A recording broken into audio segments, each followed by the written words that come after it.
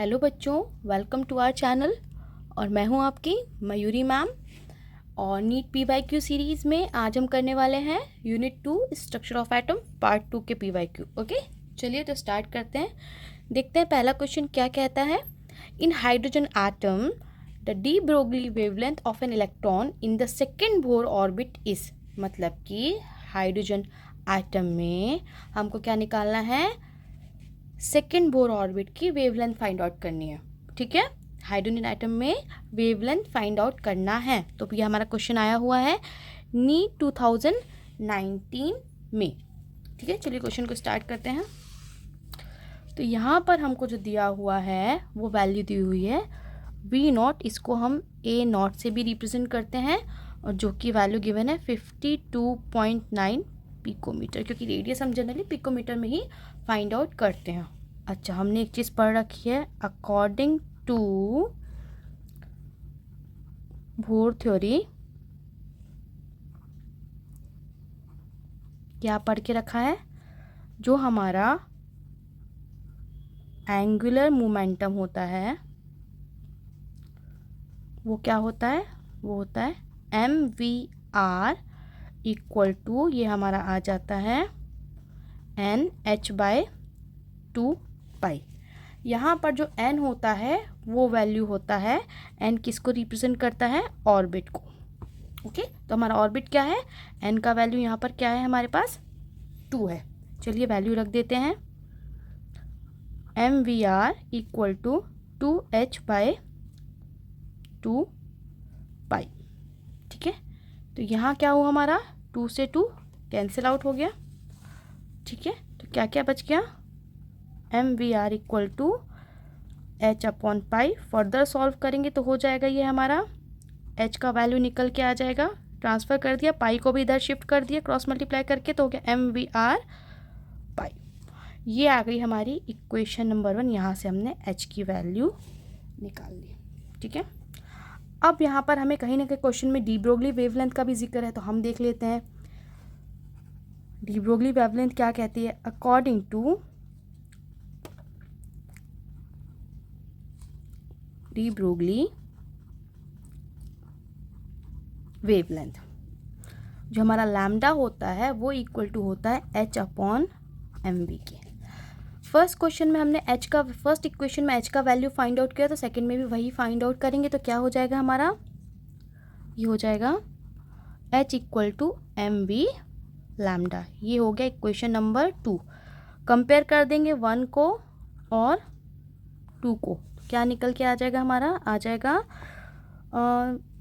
H का value रख देते हैं। फर्स्ट इक्वेशन में H का वैल्यू है MVR pi equal to, second में क्या वैल्यू आ रहा है, MV लैम्डा। MV से MV कैंसिल हो गया, तो यहाँ से हमको मिल गया लैम्डा का relationship, lambda equal to R pi. यहीं ये क्वेश्चन ख़त्म नहीं हुआ है, हमको R का वैल्यू भी फाइंड आउट करना पड़ेगा, जिसके लिए हमारे पास जो फॉर्मूला होता है वो क्या होता है, वो होता है R equal to 52.9 N² Z picometre. ठीक है, तो यहाँ n का वैल्यू तो हम डिस्कस कर ही चुके हैं कि हमको 2 गिवन है, तो 52.9, n का वैल्यू हो गया 2 का स्क्वायर 4, और z यानी कि एटॉमिक नंबर होता है 1 हाइड्रोजन का, पिकोमीटर। तो ये आपका जब इसको सॉल्व करोगे 52.9 को डायरेक्टली अगर हम 4 से मल्टीप्लाई करते हैं तो आता है 211.6 पिकोमीटर। ये हो गया R का वैल्यू, इसको रख दो इस इक्वेशन में, तो लैम्डा इक्वल टू 211.6 पाई और ये पिकोमीटर। ठीक है, चलिए देखते हैं कौन सा ऑप्शन मैच करता है हमारा। Option number B is the right answer of this question. चलिए नेक्स्ट क्वेश्चन पे चलते हैं। अगला क्वेश्चन जो है वो हमारा आया है नीट 2023 में। ठीक है, क्वेश्चन क्या कहता है, क्वेश्चन कहता है the relation between NM, the value of permissible value of magnetic quantum number M for a given azimuth value of azimuthal quantum number L। भाई हमको पता है कि M से हम रिप्रेजेंट करते हैं मैग्नेटिक क्वांटम नंबर को और L से हम रिप्रेजेंट करते हैं एजीम्यूथुअल क्वांटम नंबर को। तो हमें इसमें NM का वैल्यू फाइंड आउट करना है ना। अब हमें पता है कि एल का वैल्यू फाइंड आउट करना है। और हमें पता है NM इक्वल टू होता है 2L+1। ये फॉर्मूला हमारे को पता है मैग्नेटिक क्वांटम नंबर से, हमें ये फॉर्मूले से हमको पढ़ रखा है हमने। तो ये हो जाएगा हमारे पास, अगर इससे हम L का वैल्यू डिराइव करेंगे तो भैया पहले 1 को इधर शिफ्ट कर दो, NM-1 इक्वल टू 2L, और यहाँ हो जाएगा NM-1, 2 इधर नीचे आ जाएगा, 2 इक्वल टू L। तो इस फॉर्मूले से हम L का वैल्यू फाइंड आउट कर सकते हैं, है ना। तो ये हमारे पास आ गया। इसका करेक्ट ऑप्शन कौन सा हो जाएगा, देखिए तो ज़रा। Option number C is the right answer of this question. ठीक है, चलिए नेक्स्ट क्वेश्चन पे चलते हैं। अगला क्वेश्चन जो कि हमारा आया है नीट 2022 में, देखते हैं क्वेश्चन क्या कह रहा है। Identify the incorrect statement from the following. Incorrect statement find out करना है। इस चीज़ पे एग्जाम पे बहुत ध्यान देना कि इनकरेक्ट फाइंड आउट करना है कि करेक्ट फाइंड आउट करना है। जनरली कन्फ्यूजन हो जाता है, हम करेक्ट स्टेटमेंट ढूंढने लगते हैं। ठीक है, चलिए देखते हैं क्या क्या स्टेटमेंट गिवन है। ए स्टेटमेंट कहता है all the 5D orbitals are different in size when compare to the respective 4D orbitals. मतलब यहाँ पर हम किसकी बात कर रहे हैं, ऑर्बिटल्स की बात कर रहे हैं 5D की 4D के रिस्पेक्ट में।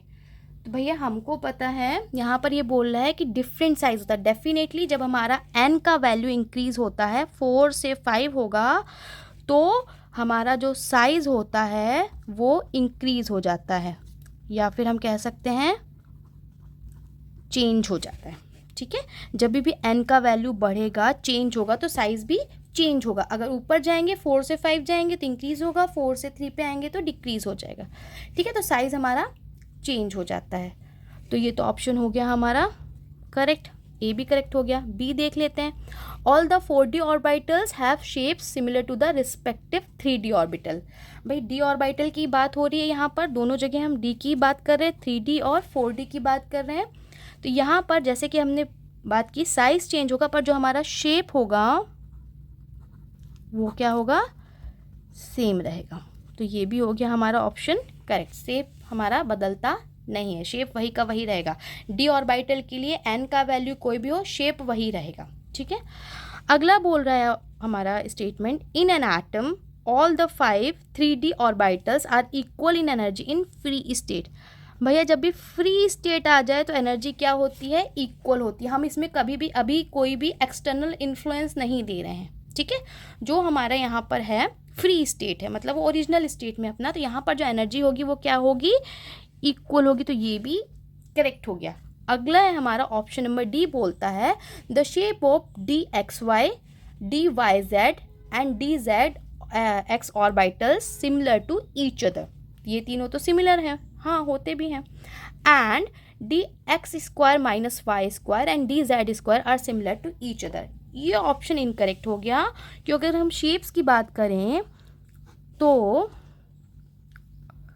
XY डबल डम्बल शेप होता है, ठीक है, YZ का भी डबल डम्बल शेप होता है, ओके। अगला है हमारा ZX का भी सेम ही शेप होता है, ठीक है, इन तीनों के शेप सेम होते हैं, ये तो करेक्ट हो गया।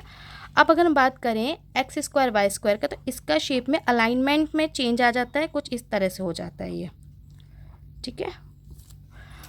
इसके अलावा अगर हम लास्ट की बात करें ZX² की, तो इसमें क्या होता है, इसका शेप इससे अलग होता है, कुछ इस तरह का शेप होता है इसका, ठीक है। तो ये हमारे शेप्स की बात हो गई। इन तीनों का तो सेम होता है, मतलब कि XY YZ ZX का सेम होगा। X² Y² का भी काफ़ी कुछ वैसा होता है, बस अलाइनमेंट बदल जाता है, ये इंक्लाइंड होते हैं, ये हॉरिजॉन्टल वर्टिकल होते हैं, पर इसका शेप Z² जैसा नहीं होता। तो ये स्टेटमेंट हमारा क्या होगा, रॉन्ग होगा, ठीक है। तो इसका करेक्ट ऑप्शन क्या हो जाएगा हमारा, option number D is the incorrect answer, ठीक है। समझ में आया। अगला क्वेश्चन देखते हैं, ये हमारा आया है नीट 2020 में। यहाँ पर हमें क्वेश्चन में गिवन है the number of angular nodes and radial nodes in 3s orbitals are. क्या फाइंड आउट करना है, 3s ऑर्बिटल में एंगुलर नोड और रेडियल नोड फाइंड आउट करना है। ऑर्बिटल कौन सा दिया है? 3s। ये जो 3 होता है, ये नंबर जो होता है आगे वाला, ये शेल को रिप्रेजेंट करता है। ठीक है, ये शेल को रिप्रेजेंट करता है, मतलब कि n का वैल्यू जो कि होता है हमारा प्रिंसिपल क्वांटम नंबर। ठीक है, और इस s से हम निकाल सकते हैं एजीमुथल क्वांटम नंबर। ठीक है, आया समझ में? अब ये जो एजीमुथल क्वांटम नंबर होता है, ये आपके L से रिप्रेजेंट होता है और यही बराबर होता है आपके एंगुलर नोड के। मतलब हम सीधा सीधा कह सकते हैं कि जो एंगुलर नोड होता है वो एजीमुथल क्वांटम नंबर के बराबर होता है। ठीक है, अब कैसे निकालेंगे एजीमुथल क्वांटम नंबर? तो सिंपल सा फंडा है। S के लिए SPDF 4 शेल होते हैं हमारे पास, SPDF। S के लिए L की वैल्यू 0 होती है, P के लिए 1 होती है, D के लिए 2 और F के लिए 3 होती है। तो यहाँ पर क्या गिवन है हमें? S 3S पूछा है ना, तो कितनी हो जाएगी यहाँ पर L की वैल्यू? 0, यानी एंगुलर नोड हो गई 0। ठीक है, अब हम निकाल लेते हैं यहाँ पर रेडियल नोड। रेडियल नोड निकालने का फॉर्मूला क्या होता है? n minus L minus 1। इससे हमारा रेडियल नोड निकलता है। n का वैल्यू कितना हमने निकाल के रखा हुआ है? 3। l का वैल्यू 0 और -1, भाई 0 तो चला गया 20 से, इसको माइनस करेंगे तो 2 आ जाएगा आंसर। यानी हमारे पास एंगुलर नोड आ गया 0, ठीक है, और रेडियल नोड आ गया 2 रिस्पेक्टिवली। तो इसका करेक्ट ऑप्शन कौन सा हो जाएगा? Option number A. समझ में आया? जो भी एंगुलर नोड होगा वो किसके बराबर होगा? एजीमुथल क्वांटम नंबर के बराबर होगा। और रेडियल नोड निकालने का फॉर्मूला होता है n माइनस एल माइनस 1। ठीक है, सिंपल सा है, वैल्यू रख के आंसर फाइंड आउट करना है। चलिए अगले क्वेश्चन पे चलते हैं। ये भी फॉर्मूला बेस्ड क्वेश्चन लग रहा है मुझे, तो वैसे देखते हैं। नीट 2020 का क्वेश्चन है। The calculated spin only magnetic movement. क्या निकालना है? स्पिन ओनली मैग्नेटिक मूवमेंट निकालना है क्रोमियम 2 पॉजिटिव आयन का। वैसे क्रोमियम का एटॉमिक नंबर होता है 24, ठीक है, पर इसमें से अगर हम 2 को निकाल देते हैं, 2 पॉजिटिव यानी ये 2 इलेक्ट्रॉन दे रहा है, मतलब कि 2 खत्म हो चुके हैं, तो ये आ जाएगा तुम्हारा 22। ठीक है, इसका निकालना है। अब हमारे पास हमको इसमें निकालना होता है, इसका फॉर्मूला जो होता है mu equal to n plus 2 इसका फॉर्मूला होता है, वेयर n होता है हमारा नंबर ऑफ अनपेयर्ड इलेक्ट्रॉन। ये कैसे फाइंड आउट कर सकते हैं? इलेक्ट्रॉनिक कॉन्फ़िगरेशन से फाइंड आउट कर सकते हैं, है ना। तो क्या होता है इसका इलेक्ट्रॉनिक कॉन्फ़िगरेशन होता है 22 का, देख लेते हैं। 1s2 2s2 2p6, ठीक है, देन आ जाएगा आपका 3s2 3p6 और 3d4। हो गए पूरे 22 यहाँ पर। ओके, इसमें 2 मैक्सिमम फिल होते हैं, एस शेल में 2 फिल होते हैं, पी में 6 मैक्सिमम होते हैं, ठीक है, डी में हम 10 फिल करते हैं, उसी अकॉर्डिंग हमने फिल कर दिया इसमें। अब देख लेते हैं 4 है, ज़रा डी का हम बना लेते हैं ब्लॉक्स। लास्ट में 4 फिल हो रहे हैं 3d में, तो हमारे पास 4 अनपेयर्ड इलेक्ट्रॉन है यहाँ पर, ठीक है। फॉर्मूले में वैल्यू रख देते हैं 4 4 प्लस 2 n प्लस 2, तो ये हो जाएगा √4 × 6 विच इज़ √24। जब √24 का निकालेंगे तो ये आता है आपका 4.90 pm, ठीक है। तो देखते हैं इसका कौन सा करेक्ट ऑप्शन आ रहा है। Option number A is the right answer of this question, ठीक है, समझ में आया। चलिए नेक्स्ट क्वेश्चन पे चलते हैं। फिर हमारा अगला क्वेश्चन आया है नीट 2019 पे, ये क्वेश्चन नंबर 6, ठीक है। इसमें हमें क्या दिया हुआ है क्वेश्चन में? 4d 5p 5f and 6p orbitals, 4 orbital दिए हैं जिनको अरेंज करना है ऑर्डर ऑफ डिक्रीजिंग एनर्जी, ठीक है, और कुछ ऑप्शंस दे के रखे हैं, उसमें से करेक्ट ऑप्शन ढूंढना है। क्या यूज़ करना है यहाँ पर? Decreasing energy. तो इसके लिए हम यूज़ करेंगे अफबाउ प्रिंसिपल को, ठीक है। कैसा होता है अब वो प्रिंसिपल, इसमें हम स्टार्ट करते हैं, ये इंक्रीजिंग ऑर्डर में हम इसमें फिल करते जाते हैं इलेक्ट्रॉन्स को, right, increasing order of energy. Draw कर लेते हैं इसको। आप चाहो तो सीरीज़ को याद रखो, आपके लिए इजी हो जाएगा। ये 1s 2s 2p 3s 3p 3d 4s 4p 4d 4f 5s 5p 5d 5f 6s 6p 6d and so on. ठीक है, हमारे पास लास्ट जो है वो 6p है, तो हमने इसलिए 6 की लाइन तक लिया हुआ है। चलिए फिल करते हैं। पहले 1s में करेगा, फिर 2s में जाएगा, फिर 2p के बाद 3s, ठीक है, 3p, फिर 3p के बाद 4s, फिर 3d, 4s से किस में एंड याद करना रखना, 4s में पहले एंटर होता है, फिर 3d में बाद में जाता है, इस तरह से चले। 5s में पहले एंटर हो जाएगा, 4d में बाद में जाएगा। ठीक है, तो यहाँ अगर हम देखते हैं जो इंक्रीजिंग ऑर्डर हमें मिल रहा है, यहाँ से हमारा शुरू हो रहा है, हमें निकालना किस में, डिक्रीजिंग, यानी कि उल्टा निकालना है। तो हमारे पास 4 हैं, 4d 5p 5f और 6p। ठीक है, उल्टा देखते हैं, सबसे लास्ट में कौन सा मिल रहा है इनमें से, हमको 5p मिल रहा है, लिख दो 5p। ठीक है, 5p के उल्टा चलते हैं, अब कौन सा मिला हमको, 6p। ठीक है, 6p को रख दिया, वापस पलटे, अब कौन सा मिल रहा है, 5p, 5p को रख दिया, और 5p के बाद मिल रहा है 4d। ठीक है, अगर इंक्रीजिंग पूछते तो इसका जस्ट रिवर्स हो जाता, ऊपर से नीचे देखते, पर हमसे क्या पूछा हुआ है क्वेश्चन में, देखिए डिक्रीजिंग पूछा, डिक्रीजिंग एनर्जी पूछा, इसलिए हमने नीचे से देखना स्टार्ट किया। ये थोड़ा सा ट्रिक लगाया और कुछ नहीं, ऐसे ही करना है इसको। तो हमारा करेक्ट ऑप्शन कौन सा मैच कर रहा है, option number D is the right answer of this question. याद रखिएगा, इंक्रीजिंग पूछेंगे तो ऊपर से नीचे आना है, डिक्रीजिंग पूछेंगे तो नीचे से ऊपर जाना है। ठीक है, चलिए नेक्स्ट क्वेश्चन देख लेते हैं, इसका क्या है।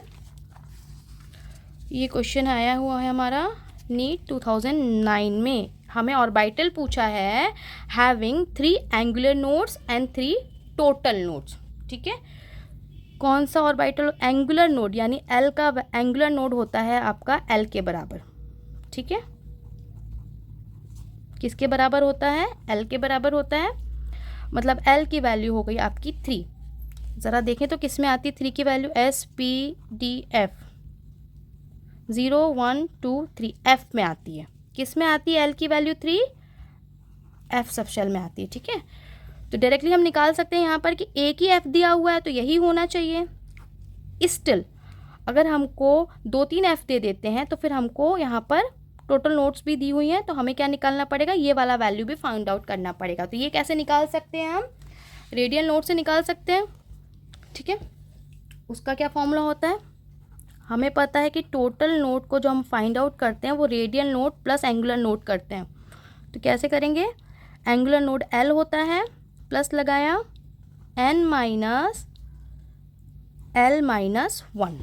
ठीक है, यहाँ पर इसका वैल्यू कितना गिवन है 3, एल से एल कैंसिल हो गया, n माइनस 1 बचा, ये माइनस का 1 इधर आएगा, प्लस का हो जाएगा, तो 3 + 1 n का वैल्यू यानी 4 आ गया। तो आपका रेडियल नोट कितना आ गया, 4। ये जो बनता है ये रेडियल नोट और एंगुलर नोट से मिलके बनता है, तो क्या आ गया वैल्यू आपका 4f। ठीक है, यानी कि option number C is the right answer of this question. आज के लिए इतना ही। अच्छा लगा हो, समझ में आया हो तो लाइक करिएगा, शेयर करिएगा और सब्सक्राइब करिएगा। Thank you.